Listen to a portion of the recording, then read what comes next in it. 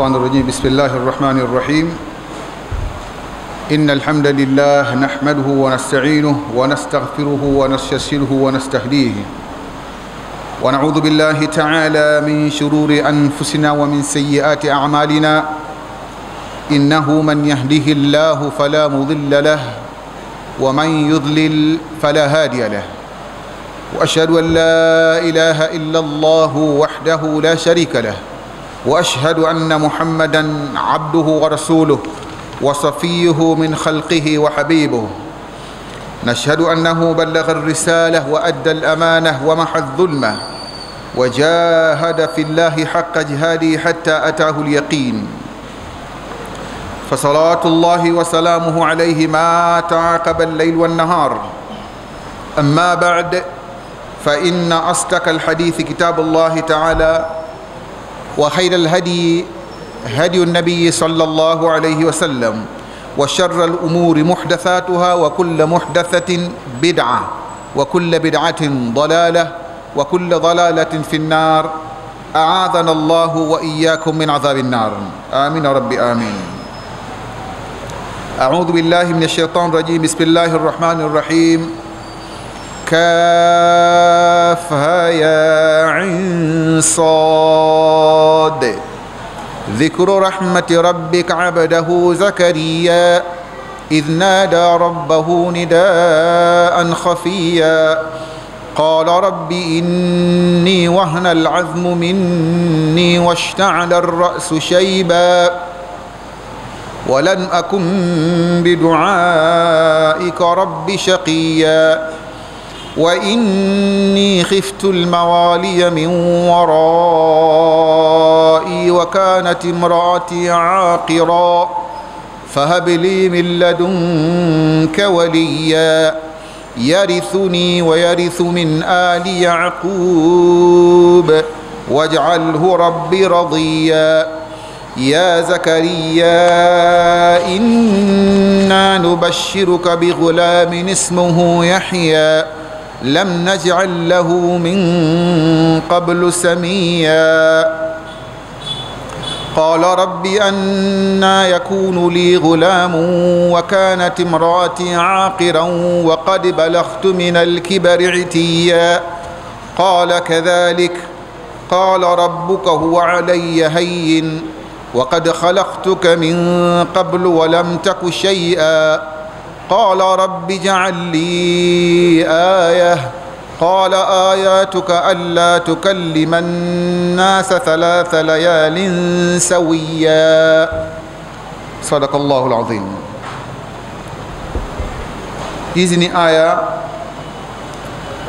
9 pamoja na ya 10, 9 ambazo zimesomwa jana katika suratu Maryam. Aya tulizosoma ni kuanzia aya ya kwanza mpaka ya 10. 9 zimesomwa tangu jana na kufasiriwa na shekhe aliyekuwepo jana. Insha Allah leo tutaanza aya ya 10 kama tulivyosoma hapa, aya ambayo ni jawabu la Mwenyezi Mungu kwa Nabii Zakaria alayhi wa alayhi salatu wassalam. Bila shaka mnafahamu kwa waliokuwepo jana kwamba sura hii mwanzo kabisa imekuja kueleza habari za mitume wawili, Nabii Zakaria na mwanawe Nabii Yahya alayhimus salam, na imeanza tukio kwa kumwelezea mtume wetu Muhammad sallallahu alaihi wasallam juu ya habari ya Nabii Zakaria ambaye Mwenyezi Mungu hakuwa amempa mtoto inavyoonekana, pamoja na kwamba alikuwa na warithi wengine, lakini hakumpa mtoto kama ambavyo Qur'ani inatuonesha.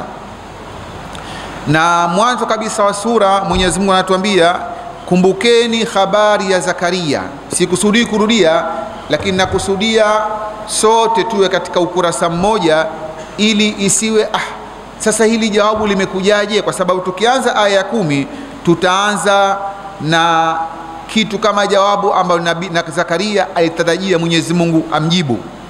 Sura inaelezea upweke na unyonge aliokuwa nao Nabii Zakaria kwa kule kukosa mtoto wa kiume ambaye atarithi kazi yake ya utume. Na inasemekana Zakaria alikuwa na ndugu, alikuwa na jamaa, kwa maana warithi, alikuwa na warithi wa kurithi mali yake, kama ambapo bila shaka kila mwanadamu anapofariki anaacha kitu kwa ajili ya kurithiwa na watu wake. Lakini jambo la kujifundisha hapa ni kwamba Nabii Zakaria anamuomba Mwenyezi Mungu ampe mrithi atakairithi kazi ya roho, sio material, ni spiritually, kazi ya kutangaza kalimatu la ilaha illa Allah.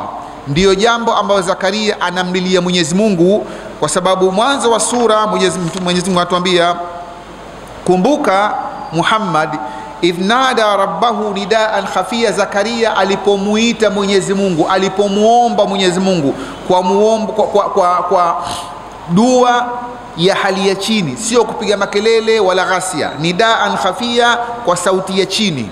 Na ndo mara nyingi sauti ya chini inakuwa ni sauti yenye heshima na sauti yenye upole na sauti yenye kuonesha kwamba wewe yule unayemuomba ni yule aliyekuwa juu.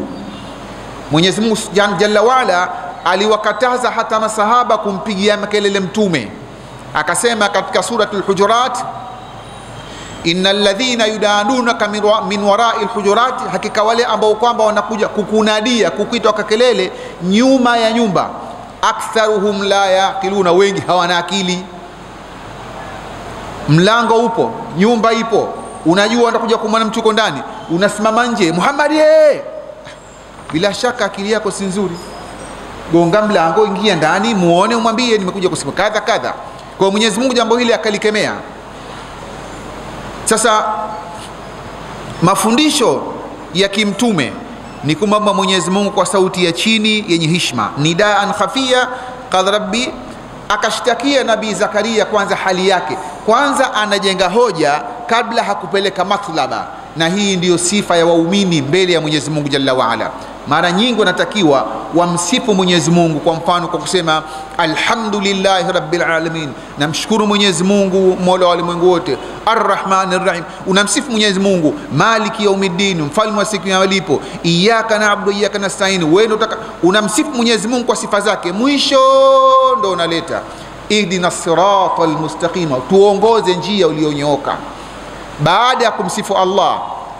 Kwa hivyo Nabii Zakaria naye vile vile anaonesha udhaifu wake na unyonge na kukiri, rabbi inni wahana al'azmu minni, Mwenyezi Mungu mifupa yangu imekuwa dhaifu, washta'ala ar-ra'su shayba, nywele zangu zimekuwa nyeupe kama mvi, kwa maana nimekuwa mtu mzima sana. Wa inni, jambo lenyewe ni kwamba wa inni, hakika mimi, khiftu al-mawali min wara'i, na wasiwasi na warithi wangu nitakapoondoka. Na sasa wasiwasi wangu ni kwamba wakanat imraati akhira, mke wangu ni tasa, hazai.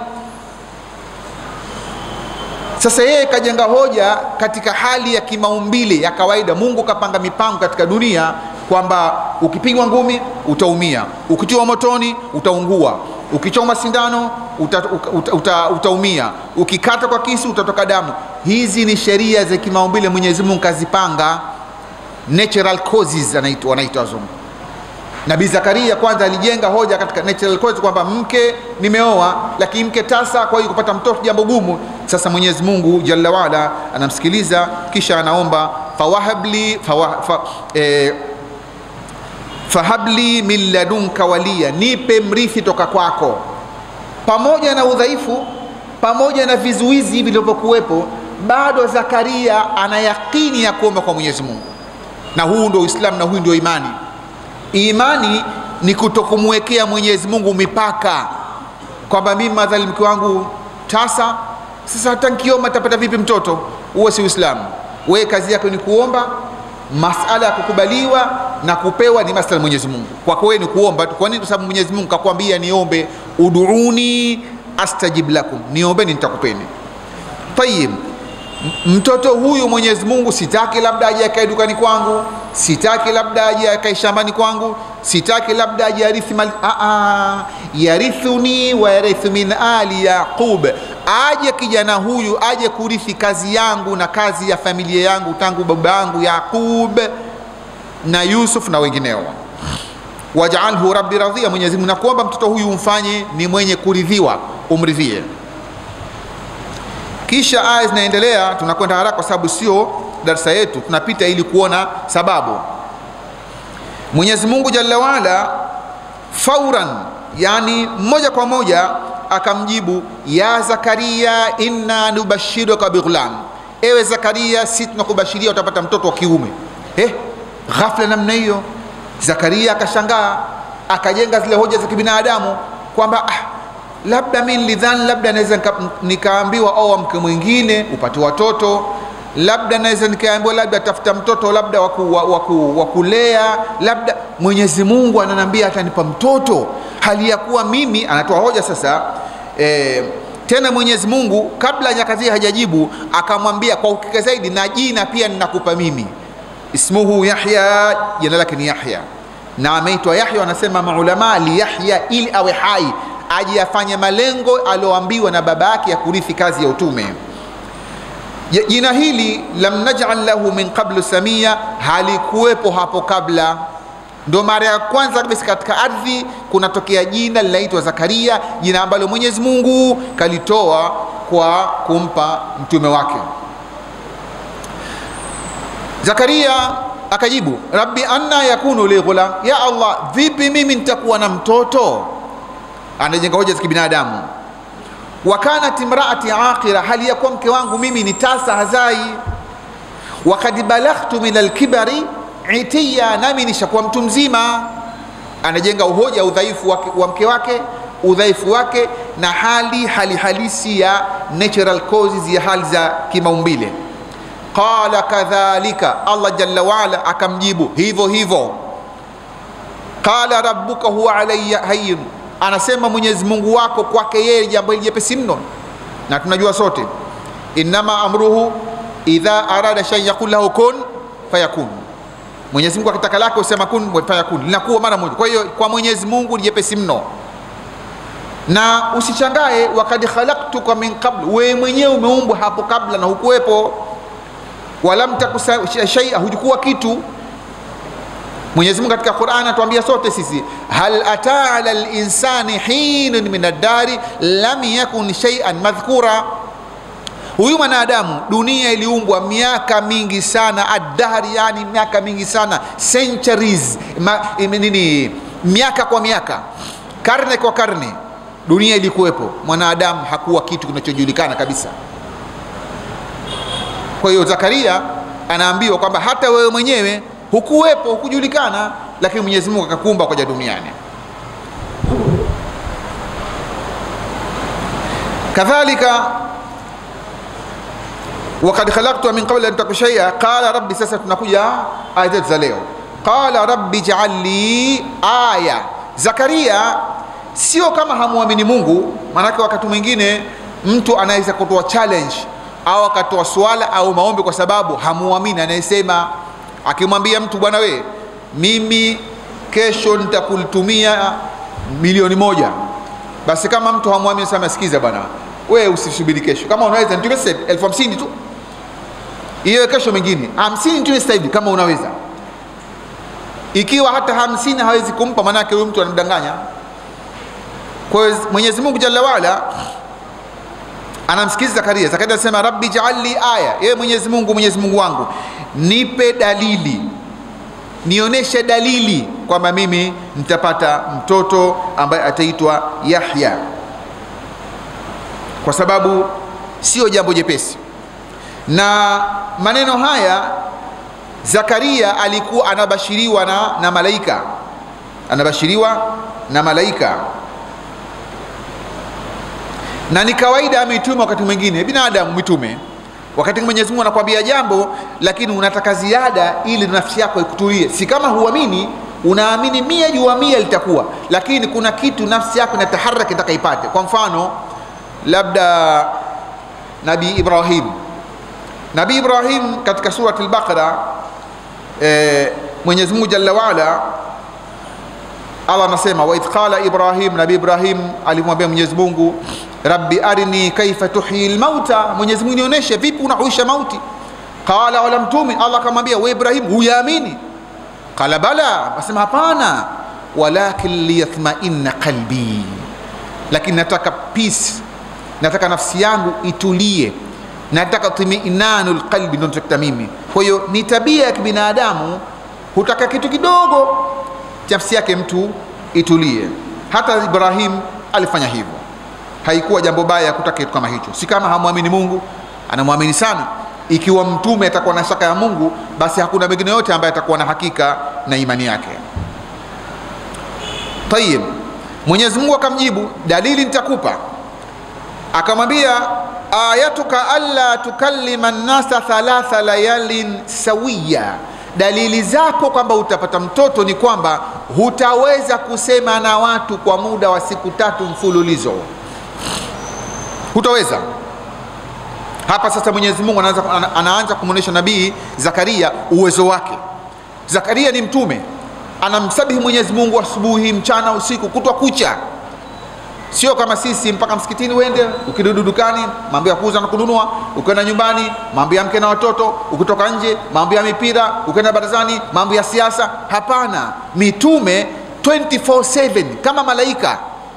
Wao ni kumsabihi Mwenyezi Mungu tu, mitume wako hivi. Lakini pamoja na haya naambiwa mdomo wako utashindwa kutamka. Hiyo dalili, alla tukallima an-nasa 3 layalin sawiya. Angalia, Mwenyezi Mungu anamwambia sio kwamba hutaweza kutamka, hutaweza kusema na watu, kwa maana kwamba swala zako utaswali, utamsabihi Mwenyezi Mungu, utafanya mambo yako, lakini kuwakabili watu na kuwapa maamri zako, manake ni mtume na masahaba zake na watu wake na waumini wake, kuwapa mafundisho na kuelekeza, jambo hili hutaweza. Kwa hivyo tabidi uashirie alama. Tayib, Ibn Abbas sahaba mwanafunzi wa Bwana sallam, pamoja na Mujahid, Ikrama, Wahabi na As-Sudai na Qatada, wanasema kwamba ulimi wake ulizuiliwa Nabii Yaqub, Nabii Zakaria, ulimi ukawa mzito anaposema na watu. Anapogeuka kumsabihi Mwenyezi Mungu, kila kitu kiko sawa, kila kitu kiko sawa, lakini akitaka kusema na watu ulimi unakuwa mzito, hawezi. Kwa hiyo Mwenyezi Mungu anatimiza maajabu yake kwamba akigeuka mimbar, akianza kusoma Qur'an, kusoma kitabu cha Mwenyezi Mungu Taurat, akianza kusema Mwenyezi Mungu, akiwa anasali vizuri kabisa, lakini akiwageukia waumini wake na kuanza kuwasemeza na kuwapa maagizo, anashindwa, ulimi unakuwa mzito, unaganda. Anatambua maneno ya Mwenyezi Mungu, alla tukallima an-nasa 3 layalin sawiya. Wakana dhalika, mambo yakawa ni hivyo. Zakaria akatoka, na pengine wengine wanasema kwamba ile hali ya kutoka mtu mzima, nywele zishakuwa nyeupe, mgongo umepinda, pengine anashika gongo, pengine akiinuka anashika kiuno hivi, mkewe naye taabani kama mtu mzima hajiwezi. Mara baada ya muda watu wanamuona bibi yule kizee na kitumbo. Ili jambo kibinadamu kidogo, watu wataanza kushika kichwa. Yukoaje yule bibi kizee yule mzee, unamjua yule mzee Zakaria, mtume yule wa Mungu, anakwenda kwa gongo itabani, mke wake mjamzito. Jambo hili ikawa gumu kiasi kwa Nabii Zakaria hakutakiwa aongee na watu waambie mimi nimemwomba Mungu, mimi Mungu kaniashiria watazame tu watu, wakija wafanyie hivi ishara tu, sogeni kule, sogeni huku, kaa hapa, fanya hivi. Hakuna kusema nao kwa jambo zito lililokuweko pale mbele. Kwa akili ya kibinadamu lazima watu watasema kwamba yule bikizee naye jamani hajaacha mambo, kumbe mpaka leo anabeba ujauzito mtu yule wa miaka kadha, kiroja kwa wanadamu. Lakini kwa Mwenyezi Mungu ni kun fayakun. Yakapita mambo ya kupita, Mwenyezi Mungu anatukatia, anatupeleka moja kwa moja. Fakharaja ala qaumihi min almihrab, akatoka Nabii Zakaria kuenda kwa watu wake, toka katika mihrabu yake na kusema nao. Mihrab ni pahala kama hapa, na mara nyingi panakuwa pako juu, na ni pahala maalum ambapo mtu akiingia hapo anamsabihi Mwenyezi Mungu tu, ni pahala palipowekwa kwa ajili ya ibada. Banu Israila walikuwa kita mihrab, kama ambavyo imekuja katika Qur'an sehemu nyingine. Mwenyezi Mungu Jalla wa Ala anapozungumza habari ya Nabii Daud, wa hal ataka naba'ul khasmi idh tasawwaru al-mihrab idh dakhalu ala Daud fafazi'a minhum qalu la takhaf. Imekuja hivi, Nabii Daudi alikuwa katika mihrabu yake, kakaa pembeni mwenyewe anamsabihi Mwenyezi Mungu na tasbihi zake, na kitaka tulia, anapata utulivu wa akili, utulivu wa moyo, utulivu wa nafsi. Tamaki mara bub, kuna watu wameingilia pale, wameingia katika sehemu yake ile, lazima akasirika, nani tena anakuja kunisumbua? Kiasi kwamba mtu akiwa pale anatakiwa atulie, apewe utulivu wa hali ya juu katika mihrabu yake, kwa sababu pale ni yeye na Mungu tu. Zakaria akatoka kama Allah anaposema, fakharaja ala qaumihi min almihrab faauha ilaihim, akawaashiria. Hapa wahi sio kwa maana kutoka mbinguni, wahi hapa kwa maana ya ishara. Faauha ilaihim, akawaashiria watu wake, wale waumini wake, akawaashiria ansabbihu, jamani nye mtukuzeni Mwenyezi Mungu, bukratan wa ashia, asubuhi na usiku. Kwa hiyo kazi ya utume inaendelea, pamoja na kwamba Zakaria hawezi kuongea na waumini wake. Tayeb, nini kawaambia Mwenyezi Mungu tena? Baada ya hapa anakata tena, anakuja kutueleza tayari Zakaria ameshapata mtoto ambaye ni Nabii Yahya alayhi assalam. Ya Yahya khudhil kitaba biquwa, aya ya 12. Ya Yahya, ewe Yahya we, ina maana tayari mimba ishachukuliwa, mtoto keshazaliwa, keshapata kimo. Wanasema ahlul ilmi na atafsiri kwamba keshapata miaka 3, wengine wakasema miaka 7. Ndio maneno haya yanakuja, ya Yahya, ewe Yahya, khudhil kitaba biquwa, kishike kitabu kwa nguvu. Waswahili akiambiwa hivi anaelewa, ila aliyekuwa si Mswahili haelewi. Akiambiwa kishike kitabu kwa nguvu, anadhani labda utunishe misuli kisha ukamate kitabu hivi kama ukitaka kukutoroka. Sio maana yake. Maana yake ni kwamba fanya juhudi katika kitabu, soma kwa nguvu, fahamu vizuri sana, tumia akili nyingi katika kufahamu, kishike sawa sawa kitabu cha Mwenyezi Mungu. Ndio maana yake, sio maana yake kushika kwa kubana na kutunisha misuli. Khudhil kitaba biquwa, Yahya, kishike kitabu kwa nguvu, yani shikamana nacho. Mwenyezi Mungu Subhanahu wa Ta'ala anatueleza sifa za Nabii Yahya, anasema wa atainahu alhukma sabiya. Anasema manake tafsiri nyepesi ni kwamba tukampa Yahya hikima hali ya kuwa ni mdogo. Ndio nikasema kuna wale sema miaka 7 ambao ndio wengi, na wengine wanasema miaka 3.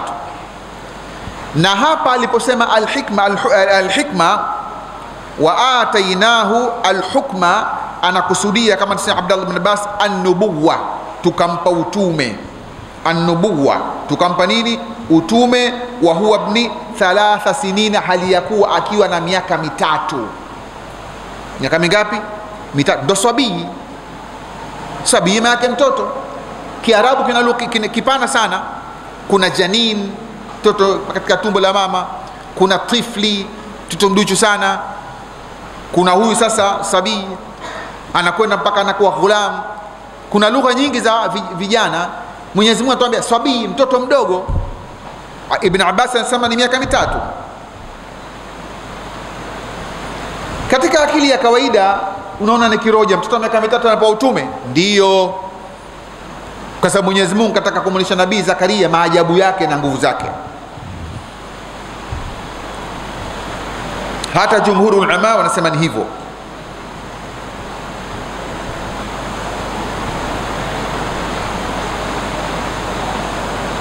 Na si yeye Nabii Yahya tu, hata Nabii Isa vile vile kama mtapokuja kuona katika darasa za kesho na kesho kutwa, mtakuja kuona kwamba Nabii Isa na vile vile alipewa utume bado akiwa mtoto. Mbele katika sura hii utakuta Bibi Maryam baada ya kumzaa Nabii Isa akakutana na watu wake, wakamwambia ya Maryamu anna laki hadha, umepata wapi mambo ya ajabu haya? Ma kana abuki mraa sawin wa ma kanat ummuki baghiya, babako hakuwa mtu mbaya wala mamako hakuwa muhuni wa kuzaa nje ya ndoa, vipi leo unakuja na mtoto? Fa asharat ilayhi, Bibi Maryam akaashiria kumwashiria kijana wake ambaye kambeba. Qala, mtoto kabebwa, akasema nini? Inni abdullah atani alkitaba waj'alani nabiyya waj'alani mubarakan aynama kunt wa awsani bis salati waz zakati ma dumtu hayya wa barran biwalidati wa lam yaj'alni jabbaran shaqiyya wassalamu alayya yawma wulidtu wa yawma amutu wa yawma ub'athu hayya. Unashangaa Zakaria Yahya miaka 3, shangaa Nabii Isa bado kabebwa na mama yake, hata hajaanza kutembea kabebwa. Anasema mimi Mwenyezi Mungu kanipa utume. Kwa hiyo kwa Mwenyezi Mungu hakuna kubwa, mambo yote kwake mepesi. Zakaria Yahya akapewa utume. Mwenyezi Mungu anasema ataina hukma sabia ay an-nubuwa. Tayib, tunamaliza wa hananan min ladunna, akanifanya mimi kuwa na upole. Wa hananan min ladunna, tukamfanya naye Yahya kuwa na upole na utukufu. Tahannunan adhiman, kwa utukufu toka kwetu. Hapo unajifundisha nini? Kwamba utukufu Mwenyezi Mungu ndio mwenye kutoa. Mwenyezi Mungu ndio humnyanyua amtakaye na humshusha amtakaye. Hii ni sifa ya Mwenyezi Mungu, sio sifa ya mwanadamu. Wanadamu hata wakitaka kukutukuza vipi, kama Mungu hakutaka huwezi kuwa juu. Na wanadamu wakitaka kukushusha vipi, kama uko juu Mungu akupandisha huwezi kushuka. Mwenyezi Mungu katika Qur'an anatuambia humpa mfalme amtakaye na kumnyima mfalme amtakaye. Kwa hiyo hapa Mwenyezi Mungu anathibitisha kwamba tukampa huyu mapenzi. Wa hanan min ladunna, wa zaka, na tukamtakasa, tukampa utakaso, akawa ni mtu aliye msafi. Mtume hawi mtu mchafu. Wa kana taqiyan, na akawa ni mcha Mungu, na akawa ni mcha Mungu. Ikiwa mtume hakuwa mcha Mungu, nani tena atakuwa mcha Mungu? Mcha Mungu maana yake muti'an lillahi, mwenye kumtii Mwenyezi Mungu, mutajanniban lilmaasi, mwenye kuepuka maasi. Sifa nyingine Mwenyezi Mungu atuambia wa barram biwalidati, akanifanya mimi kuwa mwema kwa mama yangu. Wa barram biwalidaihi, tukamfanya yeye kuwa mwema kwa wazee wake, manake baba na mama. Kule kwa Nabii Isa kwa mama yake, biwalidati, nifanya mema kwa mama yangu. Hapa kwa wazee wake, Nabii Isa hakuwa na baba, kwa hivyo hapa Yahya anaambiwa kwa wazee wake wawili. Walam yakun jabbaran asiya, na Nabii Yahya hakuwa jabari, mtu mwenye vishindo na vurugu kwa watu. Hakuwa jabari ay mutakabbiran asiyan, hapana. Jabari ay mutakabbir, nabii hawezi kuwa kitu kama hicho. Anakuwa latifu, mpole na mwenye kufuata mambo ya Mwenyezi Mungu, na kadhalika hawezi kuwa asi nabii wa Mungu hata siku moja. Tunamaliza aya ambayo tumetakiwa tufikie, aya 15, wasalamun alayhi, na kwa hakika ni amani kwa Nabii Yahya. Amani kwa Nabii Yahya katika mambo matatu: yauma wulida, siku alozaliwa; wa yauma yamutu, siku atakayokufa; wa yauma yub'athu hayya, na siku atakayozaliwa. Kwa nini Mwenyezi Mungu Jalla waala akakusanya mambo matatu akayataja kwamba ni amani? Kwa nini asiseme amani tumempa tu salamun alayhi? Kwa nini akasema hivi? Naam, kwa sababu anapozaliwa anatoka katika sehemu ngumu mno, anapita katika tumbo la mama, anakuja katika dunia, hajui mwanzo hajui mwisho, hamjui mtu. Kwa hiyo pale anahitaji amani kubwa Mwenyezi Mungu, kwa sababu mwanadamu hana uwezo pale wa kujifanyia amani yeye mwenyewe. Mwenyezi Mungu mwenyewe ndo anajalia. Wa salamun alayhi, amani juu yake, yauma ule, siku aliyozaliwa. Pili, wa yauma yamutu, siku ya kufariki vile vile, ni siku ya kishindo. Mwanadamu hawezi control mauti yake. Hawezi kutaka mauti yangu mimi nataka kitandani, nataka usingizini, nataka mimi nife nimetulia kabisa. Hakuna anayejua. Anaweza mtu akagongwa na gari, anarushwa juu akifika chini kamalizika. Anaweza mtu akazama baharini akanywa maji mpaka kamalizika. Anaweza mtu akapigwa kitu fulani, mambo yako mengi. Anaweza mtu akafa kitandani, anapigwa masindano, anayekuwa oxygen, anafanya kitu kadha, mambo chungu zima, mtihani. Mwenyezi Mungu Jalla wa Ala anasema wasalamun alayhi yawmal dulla wa yawm, na siku aliyokufa, amani kabisa. Mwisho, kwa hivyo mwanadamu anahitaji amani wakati wa kufa. Kuna kishindo kikubwa wakati wa kufa. Kuna malaika wanakuja pale wenye kutoa roho. Mwenyezi Mungu anatuambia wanaziati gharqa, anaapa kwa malaika wenye kutoa roho kwa nguvu, wanazikwatua. Wanashitat nashra, na wale ambao kwamba wanatoa roho za watu wema kwa upole kabisa. Kwa hiyo pale pana kishindo. Mwenyezi Mungu anasema nimemhakikishia Yahya amani siku ya kufa. Mwisho kabisa, wa yauma yub'athu hayya, na siku atakapofufuliwa akawa hai. Kwa nini siku hii ni siku ya kishindo? Qur'ani nzima ukiangalia inakupa tahadhari juu ya siku hii. Amma tasaaluna, juu ya jambo gani wanauliza? Ani naba'il adhim, juu ya jambo kubwa ambalo ni kiyama. Wanasema maulama, alhaqa, tukio la haki. Wama adraka malhaqa, tukio gani hilo? Kadhabat Thamud, wamekadhibisha Thamud, wa fulani kaumu fulani kadhibisha kaumu fulani. Tukio gani? Tukio la kufufuliwa, sio dogo. Sehemu nyingine alqari'a, jambo lenye kugonga nyoyo za watu. Wama adraka malqari, nini kitakujulisha? Yauma yakunu an-nasu kalfasl mabthuth, siku ambayo kwamba watu watakuwa wanaelea kwa kusukuma huku na huku kama pamba inayopoputika. Sehemu nyingine akasema nini? Ya ayuhan nasu ittaqu rabbakum inna zalzalata as-sa'ati shay'un 'azim, mtikisiko wa siku hiyo ni jambo kubwa.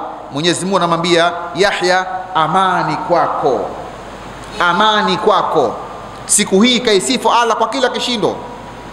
Idha zulzilatil ardu zilzalaha, ardhi tatikisiko mtikisiko wake maalum ndio Mwenyezi Mungu. Wa akhrajatil ardu athqalaha, kwa mtikisiko ule ardhi cha chini kinakuja juu, cha juu kinakwenda chini, kinatikisika namna hii kama mchele unopetwa au mpunga. Wa qala al-insanu ma laha yawmaidhin tahara, ndio siku hiyo Mwenyezi Mungu anamhakikishia mtume wake kwamba siku hiyo wewe una amani ya Mwenyezi Mungu, nakupa. Wasalamun alayya yawma wulidtu wasalamun alayhi yawma wulida wa yawma yamutu wa yawma yub'athu hayya. Inshallah nimetakiwa nifike aya 15 na ndio hapa tumefika. Subhanakallahumma bihamdika ashhadu an la ilaha illa anta astaghfiruka wa atubu ilaik. Wallahu a'lam wal afwa minkum.